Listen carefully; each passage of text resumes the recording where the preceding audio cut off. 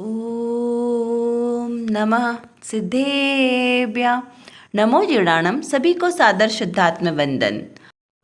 आज पोष कृष्ण अष्टमी का यह शुभ मंगल पावन दिवस है और अष्टमी चतुर्दशी दो शाश्वत पर्वों की श्रृंखला में आते हैं जो विशेष रूप से ध्यान स्वाध्याय संयम से जीवन व्यतीत करने के पर्व होते हैं।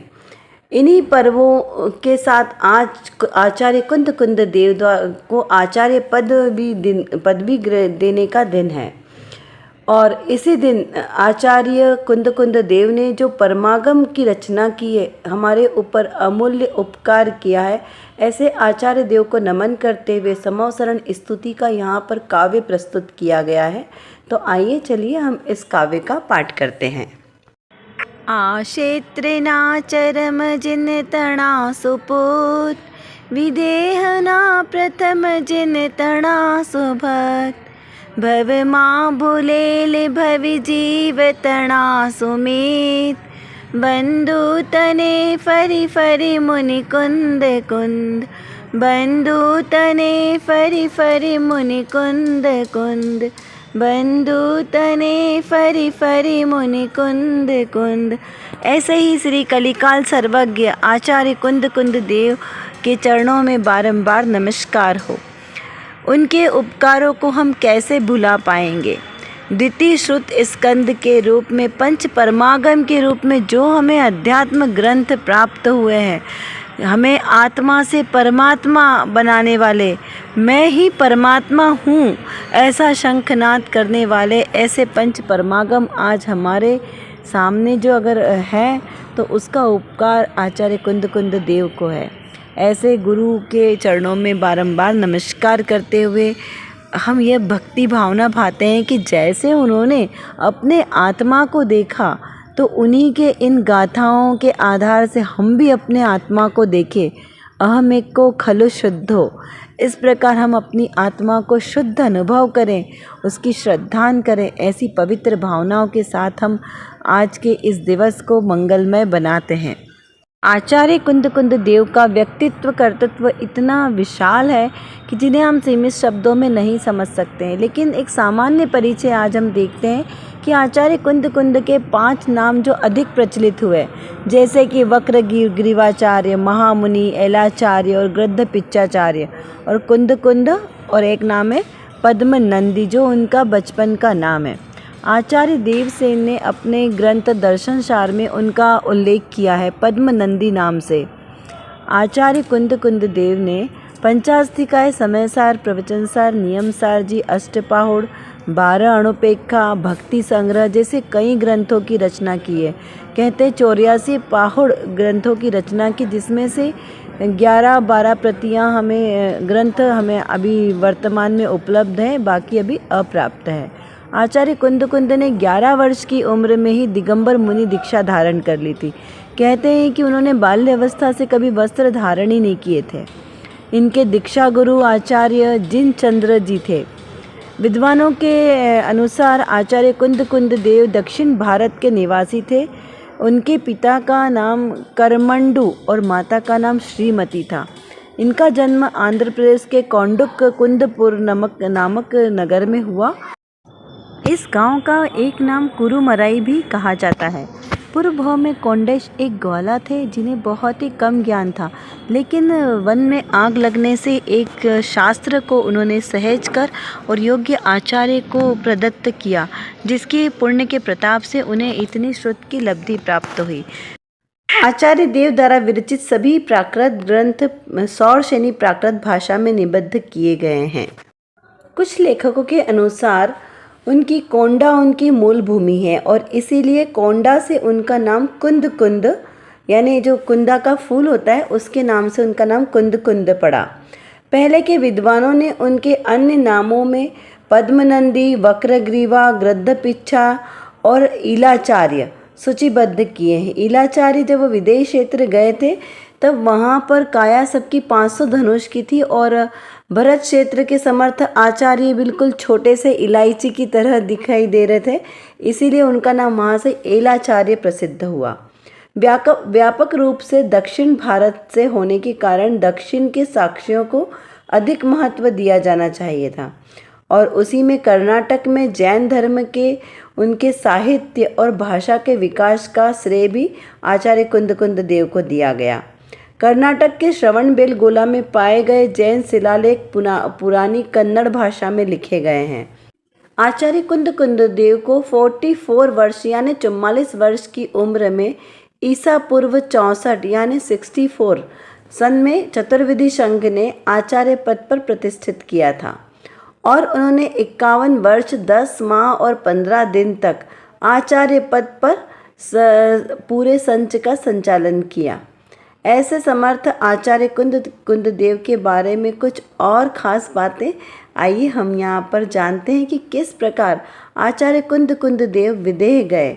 उनके एक मित्र, कहीं जगह ऐसा प्रसंग आता है कि उनके एक मित्र देव पूर्व भाव के थे, वो उन्हें योग्य समझकर उन्हें अपने साथ विदेश क्षेत्र ले गए।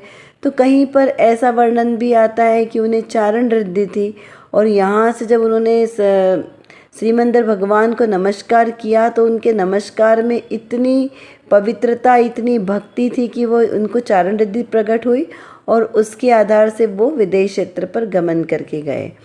अब बहुत सारी ऐसे अलग अलग कथानक है, प्रामाणिक बात हमें पता नहीं चलती, जहाँ से कहीं जो आगम में लिखा हुआ मिलता है उस आधार से यहाँ पर ये बात प्रस्तुत की गई है। आचार्य कुंद देव को कलिकाल सर्वज्ञ की भी उपाधि दी गई है। कलिकाल सर्वज्ञ यानी अभी सर्वज्ञ तो है नहीं, लेकिन सर्वज्ञ देव जैसा कार्य करने वाले ऐसे समर्थ आचार्य को कलिकाल सर्वज्ञ देव भी कहा गया है। ऐसे ही इस हुंडा सर्पणी काल में और भी अनेकों आचार्य को कलिकाल सर्वज्ञ की उपमा दी गई है, जिसमें से पहले तो कुंद आचार्य देव है, समंतरभद्र आचार्य देव और वीरसेन स्वामी आचार्य, इन्हें भी कलिकाल सर्वज्ञ की उपमा दी गई है। तो ऐसे समर्थ आचार्य जब विदेह गमन गए तब उस विषय पर भी बहुत सारे अलग अलग विद्वानों के पक्ष हमें प्राप्त होते हैं। उसी में से एक पक्ष इस प्रकार भी आता है कि आचार्य कुंद देव के विदेह गमन के संबंध में कोई निर्णायक कथन एकदम से प्राप्त नहीं होता है, लेकिन जितना जो थोड़ा बहुत समझ में आता है, तत्वार्थ जो ग्रंथ है श्री तत्वार्थ राज वार्तिका जी, उसके दूसरे अध्याय के सूत्र नंबर 49 में वार्तिक की 3 की वृत्तियों के अनुसार मुनिराज का आहारक शरीर का प्रयोग विदेह क्षेत्र में केवली के समीप जाने के लिए करते हैं, क्योंकि औदारिक शरीर से जाने में तो महान असंयम का दोष लगता है। और जो आचार्य कुंद देव थे उनका शरीर तो औदारिक था ना, लेकिन वो समर्थ आचार्य थे, रिद्धि धारक मुनि थे, तो इसलिए उनका जो ये वाला ज़्यादा सही लगता है कि जो मुनिराज का आहारक शरीर है उन्हें उसके आधार से वो विदेह गमन कर सकते थे, क्योंकि जो मुनियों का आहारक शरीर होता है वो कोई तत्व में शंकाओं का समाधान करना हो या तीर्थ वंदना आदि करना हो तो उसमें वह आहारक शरीर उनका जाकर और उस जगह पर क्षेत्र पर जाकर अपनी शंका का समाधान तीर्थ यात्रा आदि करके पुनः वापस अपने मूल शरीर में आ जाता है। तो इस प्रकार ये तथ्य यहाँ पर सत्य साबित होता है, प्रमाणित होता है। यह स्पष्ट कथन है। यहाँ विचारणीय यह है कि औदारिक शरीर की बात अलग से क्यों लिखी गई है। दादाजी यानी भारेल जी के आधार पर जो उनके प्रवचनों से हमने समझा, उनके आधार से अकलंक आचार्य को आचार्य कुंद देव संबंधी बात ज्ञान में थी, इसीलिए यहाँ अलग से लिखा है। क्योंकि पहले कुंद आचार्य देव हुए, उसके बाद में अकलंक देव हुए, जिन्होंने राजवार्तिका जी ग्रंथ लिखा है, जो तत्वार सूत्र जी के ऊपर ही उसकी टीका की गई है। 12वीं शताब्दी के प्राप्त शिलालेखों के आधार से पद्मनंदी आचार्य देव हुए, जिनका दूसरा नाम कौंड कुंड के बाद आचार्य शब्द लिखा है। तब उमा स्वामी जब विरचित मुनिवर हुए, जिनका नाम गृध्र पिच्छा शब्द के साथ आचार्य था। उस वंश के आचार्य को समझने में उनके समय में कोई भी उनके बराबर नहीं था। उन्होंने शिष्य के जो है उनको किसे पिच्छा इस प्रकार से लिखकर संबोधन किया गया है। और एक वहीं पर दूसरा एक और शिलालेख प्राप्त हुआ है, उसमें भी इसी प्रकार का कुछ बताने का प्रयास किया गया है कि संसार के पुष्प के लिए यतीन्द्र यानी कि कुंद कुंड का जन्म हुआ।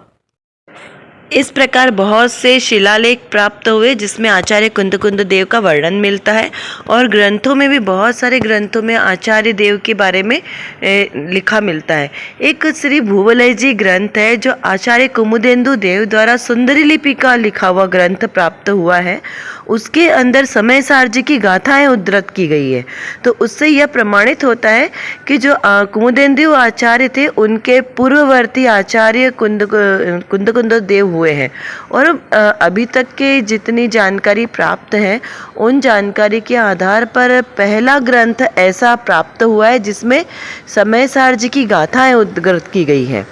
तो ऐसे महान आचार्य हमारे इस भरत क्षेत्र की भूधरा पर हुए, जिन्होंने इस भरत क्षेत्र को जब तीर्थंकरों का विरह हो गया है और फिर अंगधारी मुनियों का भी विरह हो गया, उस समय हम जैसे भव्य जीवों के लिए उन्होंने एक जो बोलते हैं ना कि क्रांति, एक सर्वज्ञ जैसा कार्य किया है। इतना अच्छा जो हमें अध्यात्मक ग्रंथ जिसे द्वितीय श्रुति स्कंद कहा है उसकी रचना करके हम पे बड़ा उपकार किया है। आचार्य देव जो विदेश क्षेत्र गए, वहाँ पर जो साक्षात सिमंदर भगवान की दिव्य देशना सुनी, उस दिव्य देशना को 8 दिन तक उन्होंने वहाँ पर दिव्य देशना सुनी। और जब भरत क्षेत्र आए और यहाँ आकर उन्होंने इन सारे ग्रंथों की रचना की, उसमें सबसे पहले प्रवचन सार जी ग्रंथ की रचना की, फिर समय सार जी, नियम सार जी, पंचास्तिकाय, अष्टपाहुड़, जो अष्टपाहुड़ जी ग्रंथ जिसमें मुनियों का विशेष रूप से वर्णन किया गया है। समय सार जी में आत्मस्वरूप का वर्णन किया है कि मैं आत्मा कौन हूँ, छह द्रव्य, 9 पदार्थ, इन सब का वर्णन किया गया है। पंचास्तिका में भी 7 तत्व, 6 द्रव्य और अपने मोक्ष मार्ग का जो क्या है मार्ग, उसका वर्णन किया। बहुत ही सुंदर ग्रंथ में वर्णन है। इस प्रकार ये अमूल्य निधियाँ हमें प्राप्त हुई है। ऐसे महान आचार्य का जीवन चरित्र, उनका जो कर्तृत्व व्यक्तित्व है वो अवश्य ही पढ़ने योग्य है, जिससे हमें उनकी महिमा आती है। ऊपर आपको बहुत सारे शिलालेखों के प्रमाण के साथ में उनका वर्णन दिया गया है जो अभी तक के लेखकों ने खोजकर निकाला है। शिलालेखों में लिपि जो है वो ब्राह्मी लिपि है और भाषा उसकी प्राकृत लिखी गई है, पुराने शिलालेख है। यहाँ पर आज जो हमें समोसरण स्तुति मिली है उसका हम अर्थ देखते हैं कि यहाँ पर गुरुदेव कुंद आचार्य देव की महिमा को बताते हुए क्या भाव व्यक्त किए हैं। यहाँ लिखा है, आ क्षेत्र न परम जिन तना सुपुत्र, यानी आ क्षेत्र इस भरत क्षेत्र के चरम तीर्थंकरों के सुपुत्र, उनके कुलों के वंशज, विदेह न प्रथम जिन तना सुभक्त, विदेह क्षेत्र के प्रथम जिन यानी प्रथम तीर्थंकर श्रीमंदर भगवान के भक्त, भव माँ भूलेला भवी जीव तना सुमित्र, यानी इस भव में, इस संसार में भूले हुए भगवान उन सभी जीवों के सच्चे मित्र। ऐसे बंधु तणे फरी फरी कुंद, कैसे ऐसे कुंद आचार्य को बारंबार नमस्कार करता हूँ। इस प्रकार के भाव व्यक्त किए गए इस स्तुति में। तो आज इस पावन दिवस के उपलक्ष्य में हम आचार्य को फिर से स्मरण करें और उनके उपकारों को स्मरण करेंगे। देखिए, किसी पर्याय मात्र से जो कुंद आचार्य देव है वो हमारे लिए इतने महिमावंत नहीं है। जो उन्होंने जिनवाणी हमें रसास्वादन किया, हमें उपलब्ध कराई, वो हमारे लिए अमूल्य निधि है। क्यों? क्योंकि उससे हमें अपने आत्मस्वरूप का दिग्दर्शन हुआ। तो इस प्रकार हमने आचार्य देव की महिमा को गाना तभी सार्थक होगा जब हम उनके बताए हुए मार्ग पर चले और हम अपनी आत्मा को जाने पहचाने। तो आज के लिए तो हमारे लिए चिंतन का बस यही विषय है कि हम अपने जीवन में हमने क्या क्या अभी तक तत्व ज्ञान को समझा, कहाँ कहाँ हमने भूल करी और कहाँ कहाँ हम उसको अपने जीवन में उतार रहे हैं, कितना अनुभव कर रहे हैं, इसका चिंतन करें। कम से कम 5 से 10 मिनट बैठकर चिंतन करें, और वैसे आधा घंटा से 1 घंटा तो चिंतन अवश्य ही करें, क्योंकि जो लोग स्वाध्यायी जीव हैं वो तो बहुत ही आसानी से चिंतन कर सकते हैं। ये इतनी अमूल्य निधियाँ, इतने सारे ग्रंथ हमारे साथ उपलब्ध हैं जिसमें तत्व ज्ञान भरा हुआ है। तो उसके आधार से आप अपनी चिंतन प्रक्रिया को बढ़ाएं, क्योंकि यही हमारे मोक्ष मार्ग का रास्ता है। तो शांत चित्त से एकाग्रता के साथ में तत्व चिंतन करें, अपने आत्म स्वरूप का विचार कौन है कि मैं कौन हूँ। चलिए, आज की कक्षा का समय हमारा पूर्ण होने को आया है। आशा करती हूँ आपको यह सब अच्छी तरीके से समझ में आ गया होगा। यदि कुछ नहीं समझ में आया हो तो आप ज़रूर हमसे कमेंट बॉक्स में लिखकर पूछ सकते हैं। और जो विषय आज हमारे सामने हुआ, इसको बारंबार चिंतन करते रहें, जिससे हमारी दृढ़ता मजबूत हो। और इसी प्रकार सम्यक श्रद्धा के साथ जो भी हम क्रिया करेंगे वही हमारे लिए कार्यकारी होगी। अतः सम्यक दर्शन, सम्यक ज्ञान और सम्यक चारित्र के साथ हम भी अपने ऐसे रत्नत्रय को प्रकट करें, सच्चा श्रद्धान करें। इसी पवित्र शुभ भावनाओं के साथ आप सभी को सादर जय जिनेंद्र।